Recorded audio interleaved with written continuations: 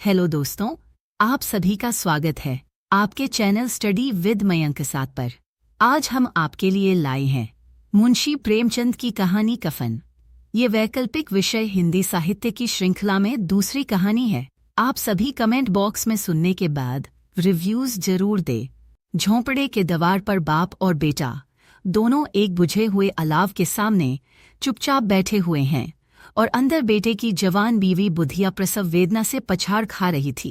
रह रह कर उसके मुंह से ऐसी दिल हिला देने वाली आवाज निकलती थी कि दोनों कलेजा थाम लेते थे। सारा गांव अंधकार में लय हो गया था। घीसू ने कहा, मालूम होता है बचेगी नहीं। सारा दिन दौड़ते ही गया। जा देख तो आ। माधव चिढ़कर बोला, मरना ही है तो जल्दी मर क्यों नहीं जाती? देख कर क्या करूं? तू बड़ा बेदर्द है बे। साल भर जिसके साथ सुख चैन से रहा, उसी के साथ इतनी बेवफाई, तो मुझसे तो उसका तड़पना और हाथ पांव पटकना नहीं देखा जाता। चमारों का कुनबा था और सारे गांव में बदनाम।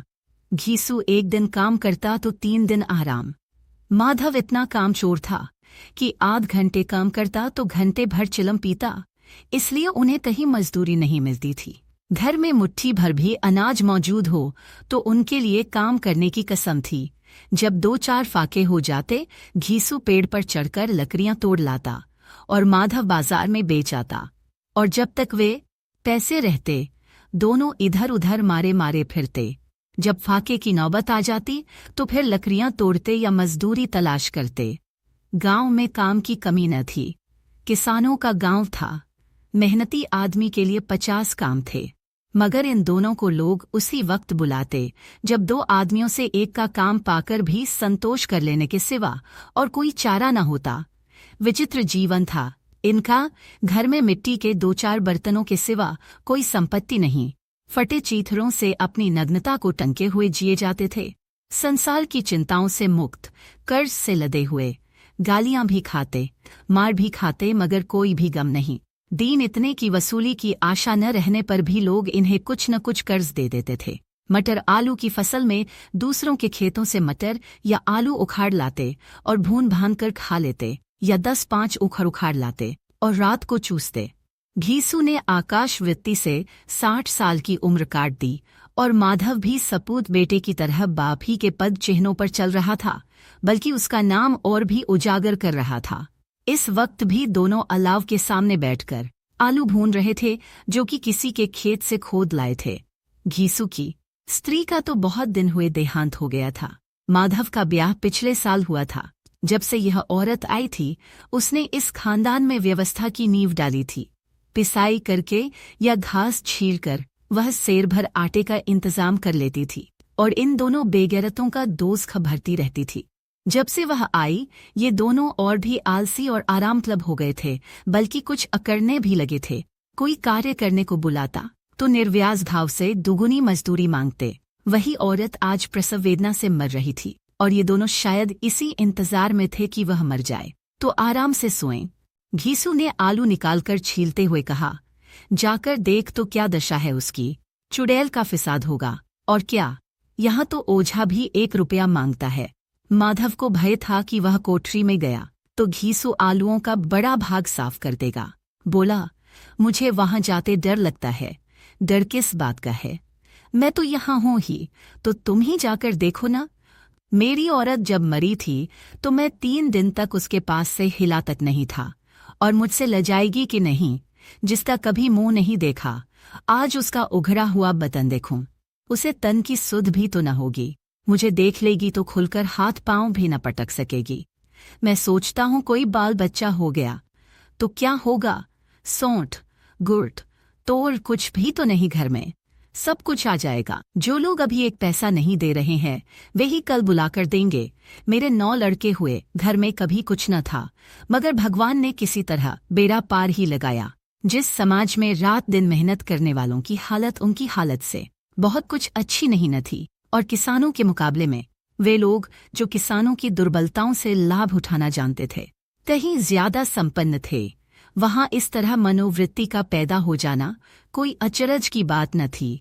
हम तो कहेंगे घीसू किसानों से कहीं ज्यादा विचारवान था, जो किसानों के विचार शून्य समूह में शामित्र होने के बदले बैठकबाजों की कुत्सित मंडली में जा मिल रहा था।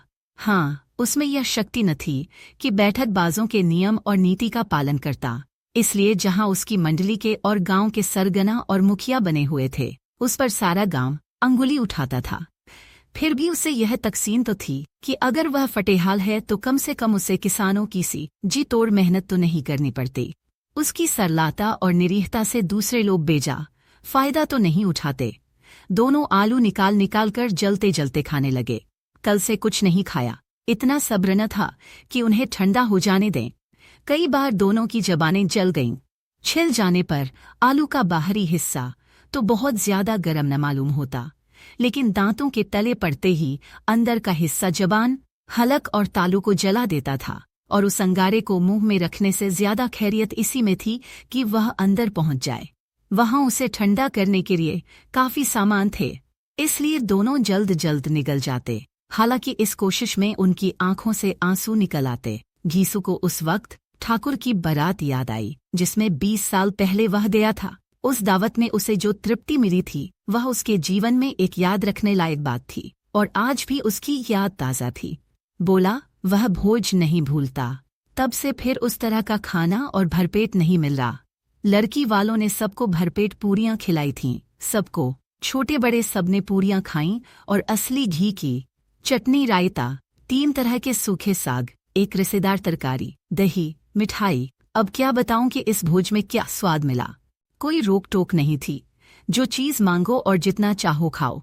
लोगों ने ऐसा खाया, किसी से पानी न पिया गया। मगर परोसने वाले हैं कि पत्तल में गरम गरम गोल गोल सुवासित कचौरियां डाल देते हैं। मना करते हैं कि नहीं चाहिए, पत्तल पर हाथ रोके हुए हैं, मगर वे हैं कि दिए जाते हैं। और जब मुंह धो लिया तो पान इलायची भी मिली, मगर मुझे पान लेने की कहाँ सुध थी। खड़ा न हुआ जाता था, चटपट जाकर अपने कंबल पर लेट गया। ऐसा दिल दरियाव था वह ठाकुर। माधव ने इन पदार्थों का मन ही मन मजा लेते हुए कहा, अब हमें कोई ऐसा भोज नहीं खिलाता। अब कोई क्या खिलाएगा, वह जमाना दूसरा था। अब तो सबको किफायत सूझती है। शादी ब्याह में मत खर्च करो, क्रियाकर्म में मत खर्च करो। पूछो, गरीबों का माल बटोर बटोर कर कहाँ रखोगे। बटोरने में कमी नहीं है, हाँ खर्च में किफायत सूझती है। तुमने 20 एक पूरियां खाई होंगी, 20 से ज्यादा खाई थीं। मैं 50 खा जाता, 50 से कम मैंने भी न खाई होंगी। अच्छा पड़ता था, तू तो मेरा आधा भी नहीं है।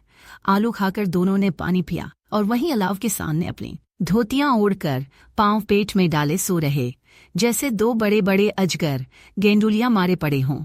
और बुधिया अभी तक कराह रही थी। सवेरे माधव ने कोठरी में जाकर देखा तो उसकी स्त्री ठंडी हो गई थी। उसके मुंह पर मक्खियां भिनक रही थीं। पथराई हुई आंखें बाहर निकली हुई थीं। सारी देह धूल से लथपथ हो रही थी। उसके पेट में बच्चा मर गया था। माधव भागा हुआ घीसू के पास आया, फिर दोनों जोर जोर से हाय हाय करने लगे और छाती पीटने लगे। पड़ोस वालों ने यह रोना धोना सुना तो दौड़े हुए आए और पुरानी मर्यादा के अनुसार इन अभागों को समझाने लगे। मगर ज्यादा रोने पीटने का अवसर न था। कफन और लकड़ी की फिक्र करनी थी, पर घर में तो पैसा इस तरह गायब था कि जैसे चील के घोंसले में मांस। बाप बेटे रोते हुए गांव के जमींदार के पास गए। वह इन दोनों की सूरत से नफरत करते थे। कई बार इन्हें अपने हाथों पीट चुके थे, चोरी करने के लिए, वादे पर काम पर न आने के लिए। पूछा, क्या है बे घिसुआ, रोता क्यों है? अब तो तू कहीं दिखाई भी नहीं देता, मालूम होता है इस गांव में रहना नहीं चाहता। घीसू ने जमीन पर सिर रखकर आंखों में आंसू भरे हुए कहा, सरकार, बड़ी विपत्ति में हूँ। माधव की घरवाली रात को गुजर गई, रात भर तड़पती रही। सरकार, हम दोनों उसके सिरहाने बैठे रहे, दवा दारू जो कुछ हो सका सब कुछ किया, मुदा वह हमें दगा दे गई। अब कोई एक रोटी देने वाला भी न रहा। मालिक तबाह हो गए, घर उजड़ गया। आपका गुलाम हूँ, अब आपके सिवा कौन? उसकी मिट्टी उठेगी, आपके सिवा किस? मगर घीसू पर दया करना काले कंबल पर रंग चढ़ाना था। जी मैं तो आया, कह दें चल दूर हो यहाँ से, यूं तो बुलाने से भी नहीं आता। आज जब गरज पड़ी तो आकर खुशामद कर रहा है। हरामखोर कहीं का, बदमाश। लेकिन यह क्रोध या दंड का अवसर न था। जी में कुड़ते हुए 2 रुपए निकालकर फेंक दिए, मगर सांत्वना का एक शब्द भी मुंह से न निकाला। उसकी तरफ ताका भी नहीं। जैसे सिर का बोझ उतारा हो। जब जमींदार साहब ने 2 रुपए दिए तो गांव के बनिए महाजनों को इनकार का साहस कैसे होता। घीसू जमींदार के नाम का ढिंडोरा भी पीटना खूब जानता था। किसी ने 2 आने दिए तो किसी 1 घंटे में घीसू के पास 5 रुपए की अच्छी रकम जमा हो गई। तहीं से अनाज मिल गया, तहीं से लकड़ी, और दोपहर को घीसू और माधव बाजार से कफन लाने चले। इधर लोग बांस काटने लगे। गांव की नरम दिल स्त्रियां आकर लाश को देखती थीं और उसकी बेकसी पर 2 बूंद आंसू गिराकर चली जाती थीं। कैसा बुरा रिवाज है कि जिसे जीते जी तन ढकने को चीथरा भी न मिले, उसे मर कफन लाश के साथ जल ही तो जाता है, और क्या रखा रहता है। यहीं 5 रुपए पहले मिलते तो कुछ दवा दारू कर लेते। दोनों एक दूसरे के मन की बात तार रहे थे। बाजार में इधर उधर घूमते रहे। कभी इस बजाज की दुकान पर गए, कभी उसकी दुकान पर गए, कभी उसकी दुकान पर तरह तरह के कपड़े, रेशमी और सूती देखे, मगर कुछ जंचा नहीं। यहाँ तक कि शाम हो गई। तब दोनों न जाने किस दैवी प्रेरणा से एक मधुशाला के सामने जा पहुंचे और जैसे किसी पूर्व निश्चित योजना से अंदर चले गए। वहां जरा देर तक दोनों असमंजस में खड़े रहे। फिर घीसू ने दद्दी के सामने जाकर कहा, साहू जी, 1 बोतल हमें भी देना। इसके बाद कुछ चिखौना आया, तली हुई मछलियां आई और दोनों बरामदे में बैठकर शांतिपूर्वक पीने लगे। कई कुज्जियां ताबड़तोड़ पीने के बाद दोनों सरूर में आ गए। घीसू बोला, कफन लगाने से क्या मिलता है? आखिर जल ही तो जाता, कुछ बहू के साथ तो न जाता। माधव आसमान की तरफ देखकर बोला, मानो देवताओं को अपनी निष्पापता का साक्षी बना रहा हो।